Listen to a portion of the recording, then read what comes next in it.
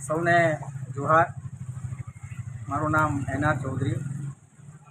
હું હાલમાં Ukai thermal power station ખાતે નાયબ ઇજનેર તરીકે ફરજ બજાવું છું।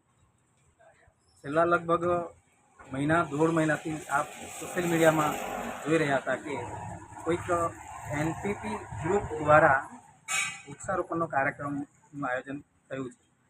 હું પણ છેલ્લા દોઢેક મહિનાથી એ વાંચતો જાણતો અને પછી થોડું વિગતે જોતા જાણ્યું કે એમાં જે આયોજનકર્તાઓ છે, મારા અંગત જે ગ્રુપ છે એ ગ્રુપનું નામ એનપીપી ગ્રુપ હતું।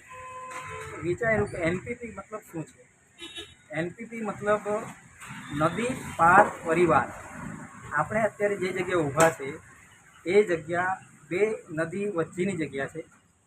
વ્યારાની બાજુમાં જે રિવરફ્રન્ટ છે એ એક નદી અને એની ડાબી સાઈડ જે નદી છે એ મિરોડા નદી છે।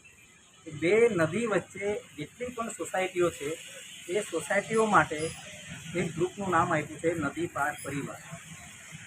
આજે આ જે કાર્યક્રમ છે એ વૃક્ષારોપણ નથી।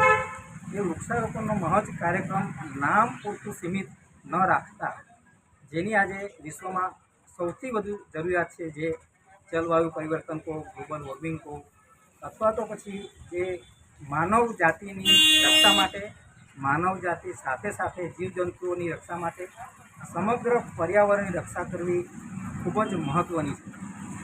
મારું અંગતપણે એવું માનવું છે કે જ્યારથી આ દુનિયામાં ઔદ્યોગિક ક્રાંતિની શરૂઆત થઈ પછી માનવ જીવન અને સમગ્ર જીવસૃષ્ટિ પર મોટું જોખમ ઊભું થયું।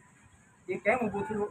કારણ કે ઔદ્યોગિક ક્રાંતિ સમયે જે કંઈક આ વિશ્વ પર જે પર્યાવરણ હતું, જે વૃક્ષો હતા, જે ઝાડ હતા, જે જંગલ હતા, જે ડુંગર હતા, એનો નાશ થવાનું શરૂ થયું।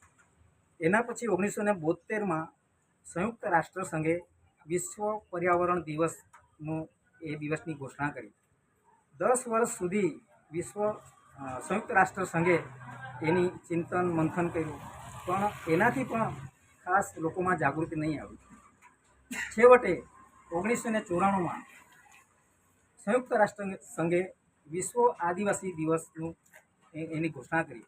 કારણ કે આ પૃથ્વી પર વસતા આદિવાસીઓ જો બચશે તો જ આ પર્યાવરણ બચશે, તો જ આ સમગ્ર જીવસૃષ્ટિ બચશે।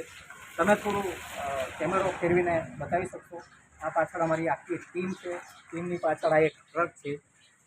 એ ટ્રક ભરીને અમે સવારે 8 વાગ્યાથી આ વૃક્ષોની શરૂઆત કરી। લગભગ 500થી 700 વૃક્ષોનું અમે વૃક્ષારોપણ કરીશું।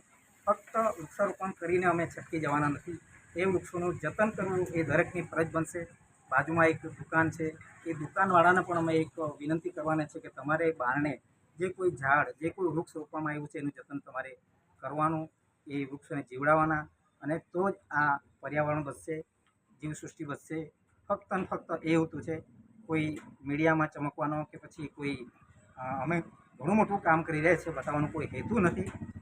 એટલા પૂરતું જ અમે આ વૃક્ષારોપણનું આયોજન કર્યું છે। રિવરફ્રન્ટથી લઈને મિલોડા નદી સુધી બંને બાજુ ગ્રીનરી થાય।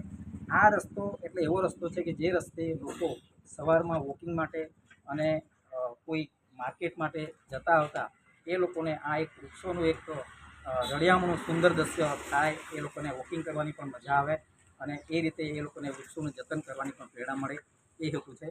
નમસ્કાર, જય જોહાર।